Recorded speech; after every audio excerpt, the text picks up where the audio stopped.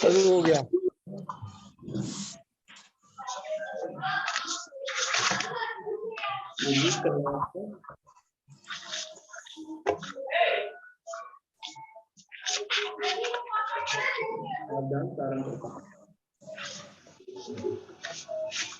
ओम नमः शिवाय। नमो हरिहंताय आयरियाण नमो वज्रायाणं मोरे कविसाहुणं।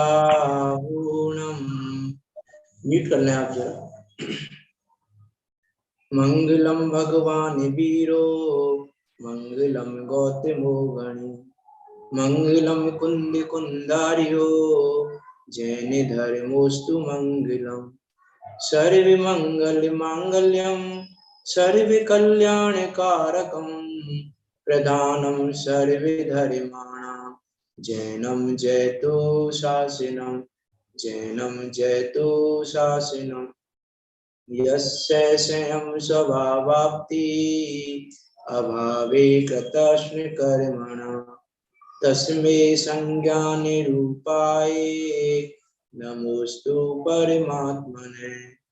प्रगटा सहज स्वभाव निज हुए कर हरिनाश ज्ञान रूप परमात्मे को प्रणमु मिले प्रकाश प्रणमु मिले प्रकाश।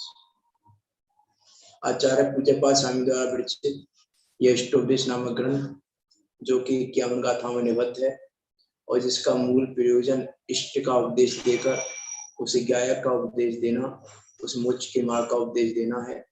ऐसे इस अद्भुत अनुपम ग्रंथ पर हमारी चर्चा चल रही है। हमारी चर्चा चल रही है अभी गाथा नंबर 32 पर। देखो गाथा नंबर 32 में क्या कह रहे हैं आचार्य पूज्यपाद स्वामी। पढ़ते हैं पहले गाथा। परोकृतिम उत्सृज्य से उपकार परो भव उपकुर्वन् परस्याग्गो दृश्यमानस्य लोकवत्। परोपकार की इच्छा छोड़कर अपने उपकार में तत्पर हो, इस प्रकार का उपदेश यहाँ आचार्य पूज्यपाद स्वामी कह रहे हैं। लेकिन इसके लिए हमें पहले परोपकार और सह-उपकार को भी समझना पड़ेगा कि किस उपकार को छोड़ने की बात कह रहे हैं, किस उपकार को करने की बात कह रहे हैं, परोपकार को छोड़ने के पीछे उनका क्या प्रयोजन है और अपने उपकार में तत्पर होने के पीछे क्या प्रयोजन है। देखो चर्चा तो हम इसकी कर चुके हैं, लेकिन फिर भी एक प्रश्न मैं आपसे पूछूं, उपकार किसे कहते हैं? हम उपकार को जानते हैं कि नहीं जानते? उपकार कहते किसे हैं? किसे कहते हैं उपकार? सहयोग को कहते हैं उपकार, सहयोग को। हाँ, सहायता करना, सहयोग करना, उसका नाम उपकार है। और कोई साधन? किसी के काम में बाधा उत्पन्न न करना, ये उपकार है। कोई गरीब व्यक्ति है, उसको 10 रुपए की जरूरत है, हमने उसको 100 रुपए दे दिए, हमने उसका उपकार किया कि नहीं किया? पैसे तो परस्पर गौ जीवाना में उपकार का यही अर्थ बताते हैं कि एक दूसरे में बाधा उत्पन्न न करना। नहीं देखो बात, इसलिए मैंने बात की, लोक व्यवहार में तो यही है, उपकार को ही नहीं जानते। लोक व्यवहार में तो यही चलता है। मैं बताता हूँ, कार्य करे तो उपकार है। क्या कह रहे हैं? समीप में रह के कार्य करे उसका नाम उपकार है। समीप में रह के कार्य करे मतलब? यानी इसको हम उपकार को ऐसे कह सकते हैं कि निमित्त जैसे निमित्त कार्य करता है उपादान के साथ में, ऐसा ही कार्य करता है। मैं बताता हूँ, देखो उपकार, इसका नाम उपकार नहीं है किसी को पैसे दे देना, किसी की सेवा कर देना, इसका नाम उपकार नहीं है। किसी भैयावृत्ति के नाम पे भी जो अभी किया जाता है उसका नाम भी उपकार नहीं है। उपकार वास्तव में किसका नाम है? एकमात्र उपकार है धर्म मार्ग में लगाना। यदि आप किसी को धर्म मार्ग में लगा रहे हो तो आप उपकार कर रहे हो। उसके अलावा आप किसी भी तरीके से कुछ भी कर रहे हो तो आप उसका उपकार नहीं कर रहे हो। इसीलिए देखो पंडित टोडामल जी ने जब उपदेश का स्वरूप लिखा 8वें अधिकार में, तो उपदेश के स्वरूप में उन्होंने पहली ही लाइन 8वें अधिकार की पहली लाइन में उन्होंने लिखा, अब मिथ्या दृष्टि जीवों को मोक्ष मार्ग का उपदेश देकर उनका उपकार करना यही एकमात्र उपकार है। 8वें अधिकार की पहली लाइन है ये कि मिथ्या दृष्टि जीवों को किसका उपदेश देकर? मोक्ष मार्ग का उपदेश देकर, उसको धर्म मार्ग का उपदेश देकर उसका उपकार करना यही एकमात्र उपकार है। इसके अलावा यदि हम धर्म मार्ग में नहीं लगा रहे हैं तो उसका नाम उपकार नहीं है। मीन्स अभी जब हम उपकार को ही नहीं जानते तो पर का उपकार या स्वयं के उपकार की तो बात ही नहीं है। उसकी तो बात बाद की है कि किसका उपकार की भावना छोड़े, किसके उपकार की भावना करें। पहले तो हमको ये तो पता रहे कि उपकार कहते किसको है। अभी जगत किसको परोपकार मानता है? परोपकार के नाम पे जगत क्या करता है? कहीं किसी हॉस्पिटल में 2 घंटे सेवाएं दे आए अपनी, किसी को ब्लड डोनेट कर दिया, किसी का कुछ कर दिया, किसी को पैसे दान दे दिए, किसी की किसी प्रकार से सहायता कर दी, कि इसका नाम तो उपकार है ही नहीं। इसका नाम जगत उपकार कहे लेकिन जैन धर्म इसको उपकार नहीं कहता। इसका नाम उपकार नहीं है। हम किसी को कुछ भी दे दें, यदि हम उसको धर्म मार्ग में नहीं लगा रहे हैं तो उपकार नहीं है। और यदि हम किसी को एक शब्द भी धर्म मार्ग में लगा रहे हैं, एक कदम भी धर्म मार्ग में बढ़ा रहे हैं, तो हम बहुत बड़ा उपकार कर रहे हैं। उपकार करने कराने की बात कर रहा हूं मैं। अभी पिछली क्लास में बात कर चुके हैं कि उपकार नहीं कर सकते, लेकिन मैं दूसरे तरीके से बात कर रहा हूँ। उपकार करें कैसे, किसका उपकार करें? से उपकार, अपने उपकार में तत्पर हो तो कैसे हो? यहाँ लिखा ना, पर के उपकार की इच्छा छोड़कर अपने उपकार में तत्पर हो तो कैसे हो? अपने उपकार में तत्पर कि अपने को धर्म मार्ग में लगा के, अपने को धर्म मार्ग में लगा के उपकार में तत्पर हो। और जब अपने को धर्म मार्ग में लगाओगे तो दूसरे को धर्म मार्ग में लगा पाओगे। ये बड़े पंडित जी की बहुत सुंदर लाइन आती है, एक आराधक ही प्रभावक हो सकता है। जो आराधक है वही प्रभावक हो सकता है। तो आराधक नहीं है, जो आराधना ही नहीं कर रहा है, जिसकी धर्म आराधना नहीं चल रही है, जो स्वयं की आराधना नहीं कर रहा है, वो प्रभावना भी नहीं कर सकता। उसके निमित्त से प्रभावना नहीं हो सकती।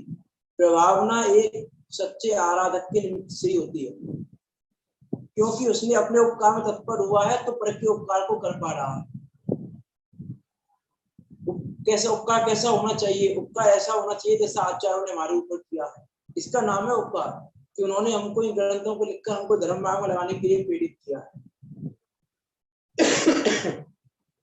जिनेन्द्र देव का उपकार, सच्चे गुरुओं का उपकार, जिनवाणी का उपकार, ये किसके किसके बल पे आएगा? क्षयोपशम ज्ञान दे दिया जिनवाणी में, इसका नाम उपकार नहीं है। जिनवाणी का उपकार कब कहने में आएगा कि जिनवाणी का हम पर बड़ा उपकार है, कि हमारे क्षयोपशम ज्ञान की वृद्धि हो गई, इसका नाम उपकार है। कि क्षयोपशम ज्ञान की वृद्धि का नाम उपकार नहीं है, क्योंकि क्षयोपशम ज्ञान की वृद्धि धर्म मार्ग में नहीं है। क्षयोपशम ज्ञान की वृद्धि से धर्म मार्ग नहीं होता, इसीलिए क्षयोपशम ज्ञान की वृद्धि को उपकार नहीं कहेंगे। तो उपकार कहते किसको है? कि धर्म मार्ग में लगाना। विचार करके देखना, आज मान लो बच्चा रो रहा है, कोई बच्चा रो रहा है रात में भोजन करने के लिए, तो हमने उसको रात में भोजन करा दिया, तो हमने उसका उपकार कर दिया क्या? नहीं किया। हमने उसका उपकार नहीं किया, हमने उसको धर्म मार्ग में नहीं लगाया, संसार मार्ग में लगा दिया कि रात की भोजन करने को ऐसे कर लेगा वो। हमने क्या किया? विचार करके देखना। स्वामी प्रकाश जी तो ऐसा भी कहते हैं, हम छोटे बच्चों को मंदिर लेके गए और बच्चा रो रहा था वहां पे, हमने मंदिर में सुला दिया उसको कि तुम सो जाओ, तो हमने उसका उपकार नहीं किया। हमको लग रहा है कि देखो मंदिर लेके आए, 2 घंटे मंदिर में बैठा रहा, हमने उसके अंदर मंदिर में सोने के संस्कार डाल दिए कि मंदिर में सो सकते हैं। हमने उसके अंदर क्या डाल दिया, सोने के संस्कार डाल दिए। हमने उपकार किया कि अपकार किया उसका, अहित किया, अहित। बात कर सकते हैं। हमको लग रहा है कि बच्चा खाना नहीं खा रहा है, तो जिससे खाना खाना चाहे उससे खाना खा ले, चाहे जमीकंद हो चाहे कुछ भी हो। तो हम बच्चे को जमीकंद खिलाकर उसका उपकार नहीं कर रहे, अपकार कर रहे हैं। तो हम कौन है, हम कैसे माता पिता हैं फिर कि जो अपने बच्चे का उपकार नहीं कर पा रहे? कैसे होगा उपकार के धर्म मार्ग में लगाकर? जितने धर्म मार्ग में नहीं लगा पा रहे हैं तो उपकार नहीं कर पाएंगे। फिर चाहे भाई हमने अच्छा खाना सिखा दिया, हमने कमाना सिखा दिया, हमने कुछ भी करना सिखा दिया, तो ये तो खाना तो तीन सिखा देते हैं अपने बच्चों को। हमने कौन से नया काम किया? और खाना कमाना तो अपने आप जगत सीख लेता है, हमने क्या काम किया फिर? हमारा तो उपकार एकमात्र यही था कि हम उसको धर्म मार्ग में लगाएं, मोक्ष मार्ग में लगाएं, मोक्ष मार्ग का उपदेश देकर उनका उपकार करना, यही एकमात्र उपकार है। तो जब उपकार को नहीं जाने तो पर का उपकार भी तब कर पाएंगे जब उपकार को जानेंगे। अभी तो हम परोपकार के नाम पर भी हमको ये तो बहुत स्थूल व्यवहार है जो परोपकार में कहा जाता है। जीवों की दया करना परोपकार है कि नहीं? जीवों की दया करना परोपकार है कि नहीं? बताइए। लौकिक भाव में है दया करना उपकार। देखो पंडित टोडामल जी ने कहा कि जो 2 इंद्रिय 3 इंद्रिय 4 इंद्रिय है, 1 इंद्रिय है, उनका तो उपकार जो सुन नहीं सकते, जो समझ नहीं सकते, जिनके पास मन नहीं है, जो उपदेश को समझ नहीं सकते, जो मुझमा में लग नहीं सकते, उनका तो इतना उपकार किया और को उनकी दया का उपदेश दिया। पंडित टोडामल जी ने लिखी है ये लाइन 8वें अधिकार में ही है शायद, कि उनका इतना उपकार किया है 1 इंद्रिय 2 इंद्रिय 3 इंद्रिय 4 इंद्रिय जीवों का, कि पंचेंद्रिय जीव जो समझ सकते हैं उनको ये उपदेश दिया कि इनकी दया करना, इन पर करुणा करना, इनकी रक्षा करना, देख देख कर करना। ये उनका उन पे इतना उपकार किया है। माँ उपकार नहीं है लेकिन ये माँ इसलिए लिखा कि उनका माँ इतना उपकार किया, इससे ज्यादा क्या कर सकते हैं? वो समझ नहीं सकते, अब धर्म में लग नहीं सकते, वो 1 इंद्रिय 2 इंद्रिय मन नहीं है उनके पास, समझ नहीं सकते वो, तो उनका इतना उपकार कर दिया। लेकिन वास्तव में तो उपकार वही है जो धर्म मार्ग में लगाया जाए, उसके बिना उपकार नहीं है। इसीलिए पहले तो उपकार को समझे, उसके बाद परोपकार और स्वेपकार को समझे। अब परोपकार और स्वेपकार क्या है, परोपकार किसको कहें और स्वेपकार किसको कहें, है ना? अब उपकार को परोपकार और स्वेपकार में लगाना तो आपको ये लाइन समझ में आएगी कि परोपकार की इच्छा छोड़कर स्वेपकार में तत्पर होने की बात किस प्रयोजन से कह रहे हैं आचार्य उनके पास। नहीं तो फिर परोपकार की इच्छा छोड़ने की बात पर स्वच्छंदपना आ सकता है, इसलिए मैंने उपकार शब्द की बात की। अब हम विचार करके देखें कि दूसरे को धर्म मार्ग में कब लगा सकते हैं, परोपकार कब कर सकते हैं? कि जब धर्म मार्ग में जब लगाएंगे जब हमने धर्म मार्ग को समझा हो। जब हमने ही धर्म मार्ग को नहीं समझा हो तो किसी को धर्म मार्ग में कैसे लगाएंगे? जब हमने ही मोक्ष मार्ग को नहीं समझा तो सामने वाले को मोक्ष मार्ग में कैसे लगाएंगे, कैसे समझाएंगे? तो स्व उपकार के बिना परोपकार हो नहीं सकता, स्व उपकार के बिना परोपकार नहीं हो सकता। इसीलिए आचार्य देव यहाँ परोपकार की इच्छा छोड़कर स्व उपकार में तत्पर होने की बात कह रहे कि पहले स्व उपकार में तत्पर हो, उसके बिना परोपकार नहीं कर पाएगा। यह मैंने पिछली क्लास में भी कहा था, परोपकार करने की मना नहीं कर रहे, पानी छानकर पीने की मना नहीं कर रहे कि परोपकार छोड़ दें, हम पर दया करना छोड़ दें। यहाँ परोपकार को छोड़ने की बात तो की ही नहीं है। ये कह तो रहे हैं परोकृत्य मुत्सर्जय, परोपकार की इच्छा छोड़कर, कि इतना कहने के बाद भी आचार्य देव परोपकार की इच्छा छोड़ने की बात नहीं कर रहे। लेकिन किसके लिए कह रहे हैं? जो स्वेपकार नहीं कर रहा है उससे कह रहे हैं कि भाई जो तू परोपकार करना चाहता है वो परोपकार भी स्वेपकार के बिना नहीं हो सकता, इसलिए पहले परोपकार की इच्छा छोड़, पहले स्वेपकार कर। स्वेपकार करेगा तो पर का उपकार होगा। आचार्यों ने पहले स्वेपकार किया तो उनके निमित्त से परोपकार हुआ, ये स्वेपकार नहीं करते तो परोपकार नहीं हो पाता। इसलिए यहाँ कह रहे हैं तू लोक के समान मूढ़ होकर, ये तो जगत कह ही रहा है। आप अन्य मतों को देखोगे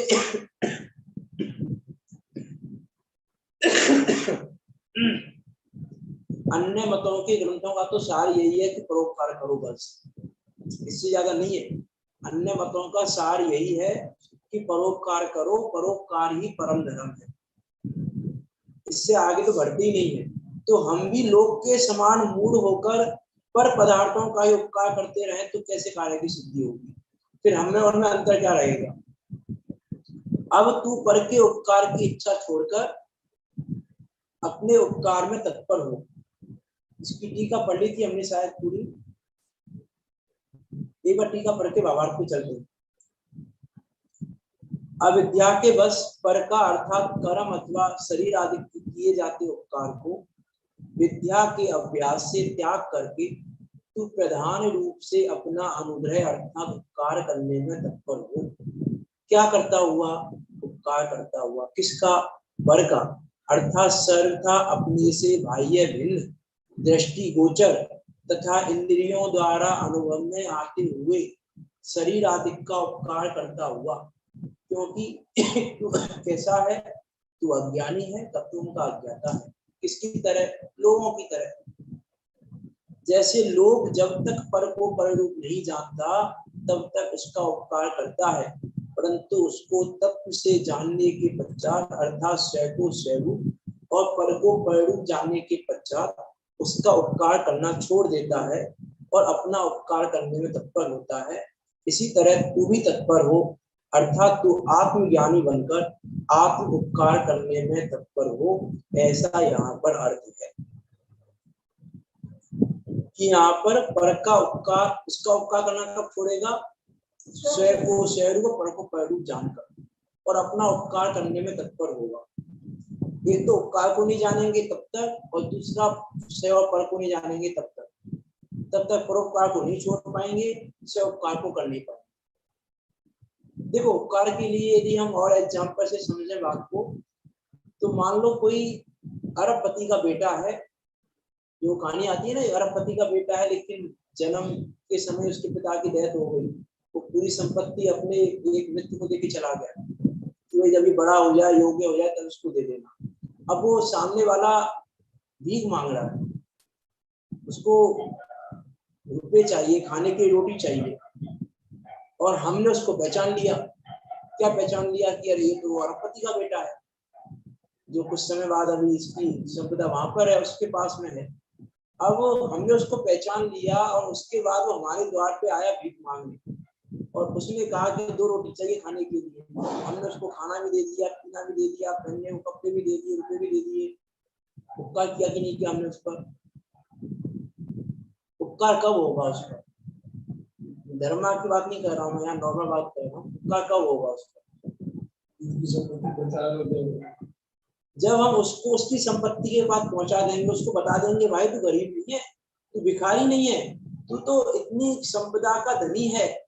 उस संपत्ति को बता देने पर, उसको उसके उस घर तक पहुंचा देने पर, जब उसको उसके घर पहुंचा देंगे, उसका जो असली घर है, जो महल है उसका, उस महल में पहुंचा देंगे, उसकी संपत्ति का भान करा देंगे।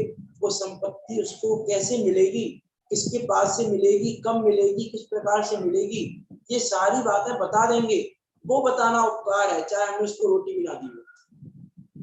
वहां रोटी देना उपकार नहीं है, लेकिन उसको ये बता देना उपकार है। वैसे ही जो जीव अज्ञान दशा में भटक रहा है, जिसको अपने अनंत गुणों की संपदा का पता नहीं है, हम उसको कुछ देकर हम सोचा में उपकार कर दिया, तो उपकार नहीं किया। जब हमने ये जान लिया कि अनंत गुणों की खान है, अनंत गुणों की संपदा है इसके पास, हमने उसको पहचान लिया, उसके बाद भी यदि हम बस उसको रोटी कपड़े मकान में संतुष्ट करके रखें, तो ये हमारा उपकार नहीं है उसके प्रति। जब हम उसको उसके गुणों का भान करा दें, उसको उसकी विधि बता दें, निज विधि निज में बताई, यह अनंत उपकार है। उपकार क्यों है जिनवाणी माता का? क्योंकि उन्होंने वो विधि बताई है हमें, निज विधि निज में बताई, कि हमें वो विधि बताई है, और वो विधि कहाँ से मिलेगी, किस प्रकार से मिलेगी, वो हमको बताइए, इसलिए जिनवाणी का उपकार है।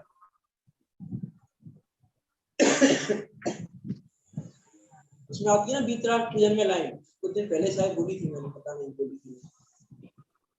कहाँ तक कहूँ नाथ महिमा तुम्हारी, निधि आत्मा की जो दिखलाई भारी।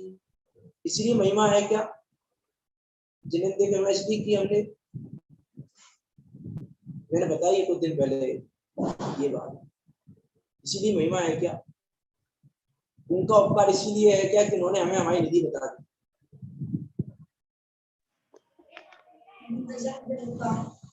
हाँ, अरे हमने उस गरीब को बता दिया भाई तू गरीब नहीं है, अरबपति है, उपकार हो गया उसका कि नहीं। इसकी आगे की लाइन क्या है, निधि प्राप्ति की प्रभु सहज विधि बताई। इसीलिए है उपकार आपका, तो आपने हमें वो विधि बता दी है, विधि बताई है, अनादि की पामरता बुद्धि पलाई।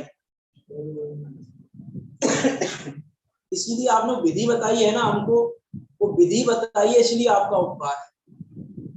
इसी प्रकार हम यहाँ पे भी उपकार क्या है वास्तव में इसको समझे, और से और पर की बात तो भी आगे आएगी।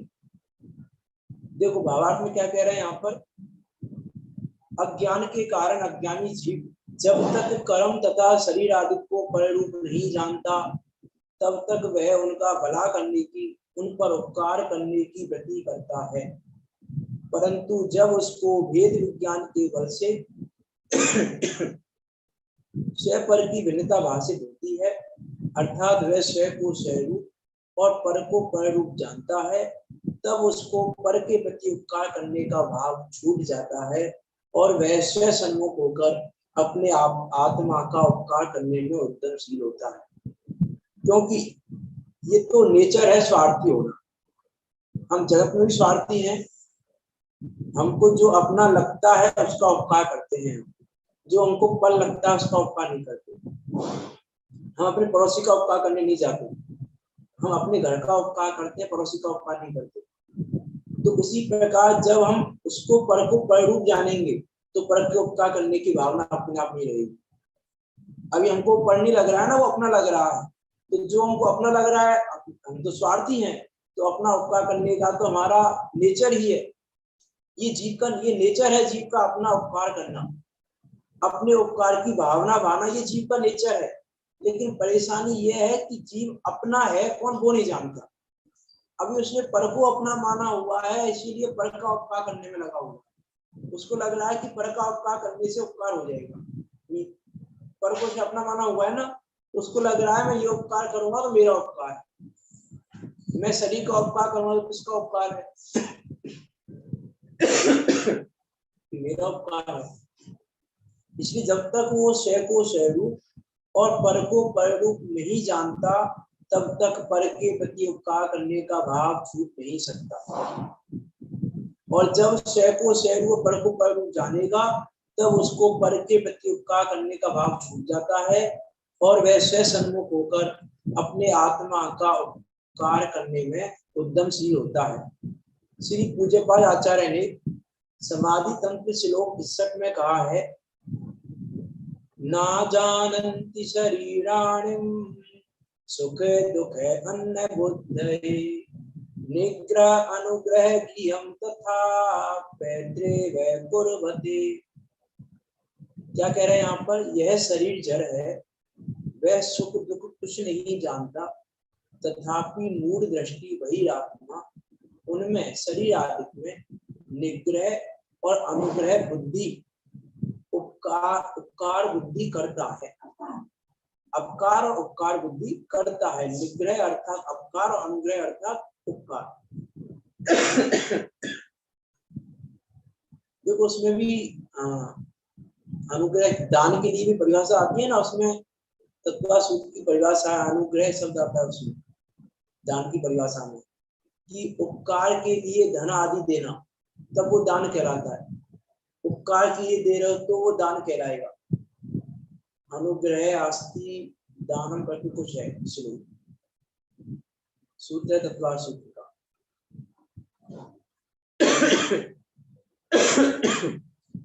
कि उपकार के हेतु से धनादिक देना, तो वहां पर भी क्या है, दान की सिद्धि कैसे की, धर्म मार्ग में लगाने के लिए किसी को धनादिक, तो उसको दान कहा जाता है, लेकिन उसको दान भी नहीं कहा जाता, ठीक है, हम किसी को धर्म मार्ग में नहीं लगा रहे हैं। यहाँ अनुग्रह शब्द आया ना, इसलिए मैंने बोला अनुग्रह शब्द का अर्थ है उपकार। यह जीव वस्तु स्वरूप से अजान होने से अपने आत्मा से सर्वथा भिन्न शरीर आदि का कुछ नहीं कर सकता, तो भी अज्ञान से उनकी रक्षा करने आदि रूप उपकार करने के विकल्पों में लगा रहता है। अपने आत्मा से सर्वथा भिन्न शरीर आदि का कुछ नहीं कर सकता, तो भी अज्ञान से उनकी रक्षा करने आदि उपकार करने के विकल्पों में लगा रहता है। ये जानने के बाद भी कि मैं शरीर का कुछ नहीं कर सकता, हमको दिखाई दे रहा है, प्रत्यक्ष हमको पता चल रहा है कि मेरे करने के बाद भी वो शरीर का परिणाम रुक नहीं रहा है। मैं चाह रहा हूँ कि शरीर का परिणाम ऐसा हो जाए, लेकिन नहीं हो रहा है। मेरे बहुत प्रयास करने के बाद भी मेरे चाहा हुआ परिणाम नहीं हो रहा है। इसका अर्थ है कि शरीर का परिणाम भी मेरे आदि नहीं है, लेकिन कुछ भी नहीं कर सकता, तो भी अज्ञान से उपकार करने के विकल्पों में लगा रहता है। कुछ तो करूं, कुछ तो करूंगा, शरीर का उपकार करने में लगा रहता है।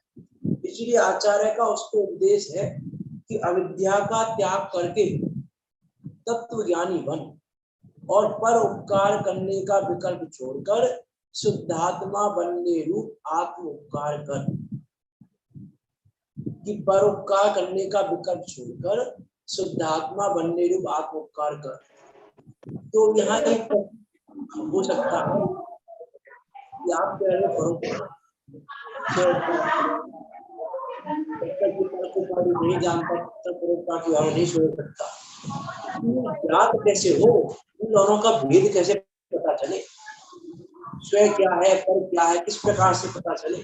तो स्वयं पर का भेद अर्थात भेद ज्ञान का अभ्यास किस प्रकार हो, भेद ज्ञान की भावना किस प्रकार हो, उसके लिए आचार्य देव अगली गाथा लिख रहे हैं। यहाँ पर क्या कह रहे हैं, देखो यहाँ शिष्य कहता है कि इन दोनों का भेद किस प्रकार ज्ञात होता है, अर्थात स्वयं पर का भेद किस उपाय से ज्ञात होता है। उपाय क्या है स्वयं पर का भेद जानने, अर्थात भेद विज्ञान का उपाय क्या है, किस उपाय से ज्ञात होता है, और उस भेद को जानने वाले को लाभ क्या है।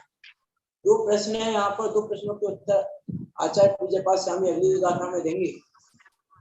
क्या प्रश्न है, एक तो दोनों का भेद किस प्रकार ज्ञात होता है, तीन प्रश्न है यहाँ पर ओवरऑल। एक तो दोनों का भेद किस प्रकार ज्ञात होता है, या कहें किस उपाय से ज्ञात होता है, और उस भेद को जानने वाले को क्या लाभ है। हम स्वयं पर का भेद जान लें तो उससे हमको लाभ क्या मिलने वाला है और किस उपाय से ज्ञात हो सकता है, ऐसा शिष्य का यहाँ प्रश्न है। अब उस शिष्य के प्रश्न के लिए आचार्य यहाँ पर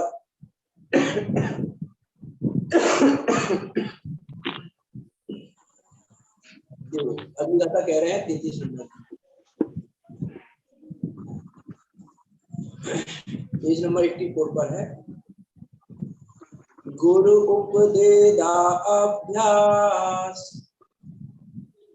तत्संभित्तेश परांतरम जानाति यश जानाति मोक्ष सौख्यम निरंतरम। क्या कह रहे हैं, गुरु उपदेता, गुरु उपदेशात, गुरु के उपदेश से, अभ्यासात अभ्यास द्वारा, संवित्ते स्व संवेदन से, स्व पर अंतरम स्व और पर का अंतर, जानाति जानता है, यह जो गुरु के उपदेश से अभ्यास द्वारा स्व संवेदन से स्व पर का भेद जानता है, सह वह निरंतरम निरंतर मोक्ष सौख्यम मोक्ष का सुख जानाति जानता है, अर्थात अनुभवता है। गुरु उपदेशाभ्यास से निज पर भेद विज्ञान, स्वयं संवेदन बल करे अनुभव मुक्ति महान। देखो पहली लाइन में बताया है, यदि गाथा की पहली लाइन में 2 प्रश्नों का उत्तर दिया है। एक तो किस प्रकार ज्ञात होता है और किस विधि से ज्ञात होता है, और अगली लाइन में उसका लाभ बताया है, क्या लाभ है गाथा की लाइन से। और यदि टीका की जो पद्यानुवाद है उसमें पहली लाइन से किस प्रकार ज्ञात होता है, अगली लाइन की आधी लाइन से किस उपाय से, और आगे की जो नेक्स्ट आधी लाइन है उसमें उसका लाभ बताया, क्या लाभ है। तो किस उपाय से किस प्रकार ज्ञात होता है कि गुरु के उपदेश से। कौन से गुरु के उपदेश से? कौन से गुरु के उपदेश से? कि आचार्यों के उपदेश से, जिनवानी के उपदेश से। और मूल में यदि कहें तो जिनेन्द्र देव के उपदेश से, केवली भगवान के उपदेश से, तीर्थंकरों के उपदेश से।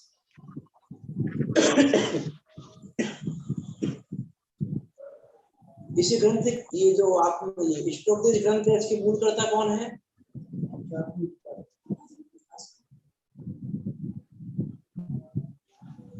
कौन है मूलकर्ता इसके इष्टोपदेश ग्रंथ को?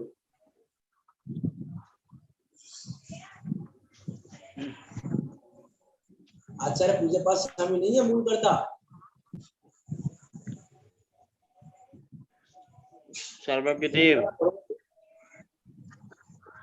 मंगलाचरण की जब विधि होती है ना, मंगलाचरण में किसके द्वारा किया गया बताया जाता है जब, तो वहां पे जो जिन आचार्यों ने ग्रंथ लिखा है ना, उनका नाम तो बाद में आता है, तीसरे नंबर पे मूलकर्ता जिनेन्द्र देव है।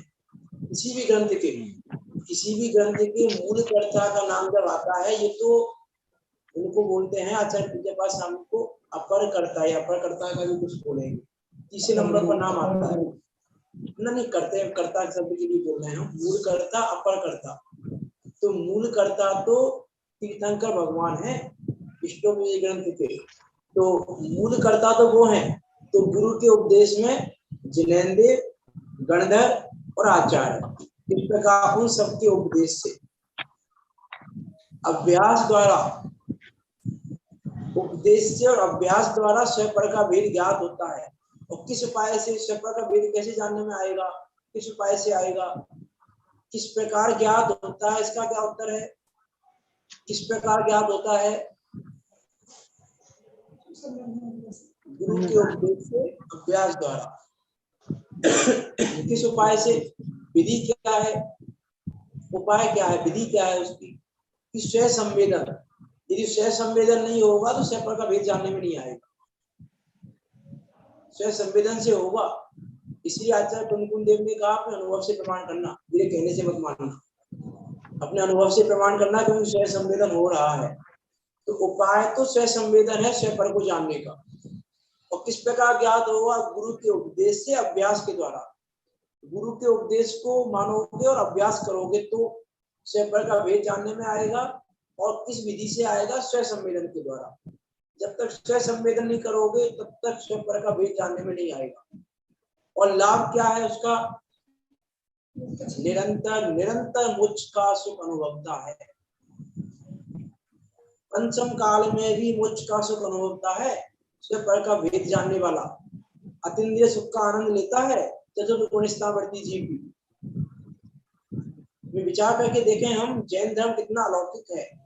जैन धर्म की श्रेष्ठता यदि हम बात करें गाथा के आधार से, यहाँ क्या कह रहे हैं? जो गुरु के उपदेश से अभ्यास द्वारा, अर्थात कोई भी, चाहे वो नारकी हो, चाहे वो तिर्यंच हो, चाहे वो मनुष्य हो, चाहे कोई भी हो, जो भी उपदेश से अभ्यास द्वारा स्वयं संवेदन से स्वपर का भेद जानेगा, वो वर्तमान में भी मोक्ष जैसे सुख का आनंद करेगा, उसका अनुभव करेगा, अतीन्द्रिय सुख का।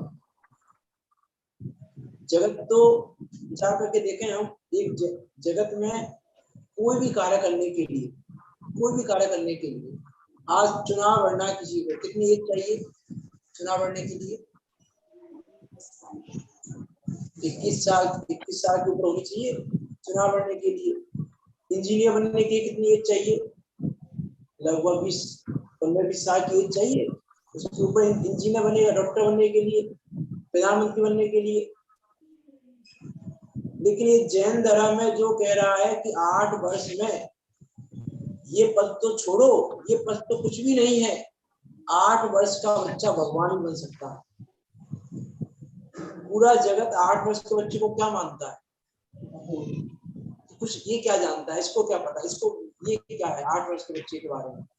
लेकिन जैन धर्म कह रहा है कि 8 वर्ष का बच्चा मुनि दशा धारण करके और शुद्ध योग रूप होकर क्षण अंतर मुहूर्त में केवल ज्ञान लेकर मोक्ष जा सकता है 8 वर्ष का बच्चा। जैन धर्म की अलौकिकता देखो, पूरे संसार से आप कहोगे तो वो कहेगा कि अरे ये तो सही नहीं है, 8 वर्ष का बच्चा क्या जानता है, 8 वर्ष का बच्चा कैसे करेगा कि अरे किया है ना, अच्छा कुंद देव ने 11 वर्ष की अवस्था में किया है, जिन सेना चाह रहे तो और भी पहले कर लिया, मुनि दशा 8वें वर्ष के बाद की, लेकिन वो तो आजीवन नग्न रहे थे ना। विचार करके देखें हम कि यहाँ कह रहा निरंतर मोक्ष का सुख मिलता है, 8 वर्ष का बच्चा भी उस मोक्ष के सुख को प्राप्त कर सकता है, 8 वर्ष का बच्चा भी। लेकिन कौन? हाँ, उपासना भगवान की जीव में 8 वर्ष की अवस्था में उस भव में नहीं, दूसरे भव में किया अनुव्रत धारण कर लिए। 8 वर्ष की अवस्था में अनुव्रत धारण करने ही चाहिए।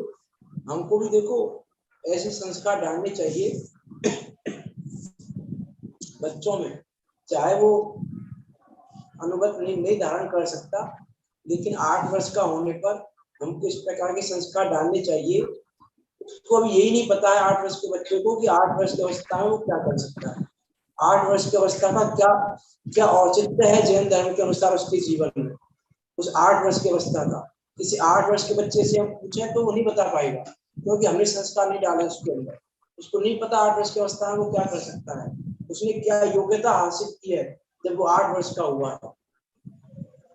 उसको हमें ये भी उपकार है ये कि हमें उसको ये बताएं कि वो क्या योग्यता है उसके अंदर। उसने 8 वर्ष की अवस्था में प्रवेश किया है, आज जिस दिन उसने 8 वर्ष की अवस्था में प्रवेश किया है उस दिन वो किस योग्यता का धनी हो गया है, उस दिन उसने किस योग्यता को प्राप्त कर लिया है। इस योग्यता का परिचय हमको बच्चों को कराना चाहिए।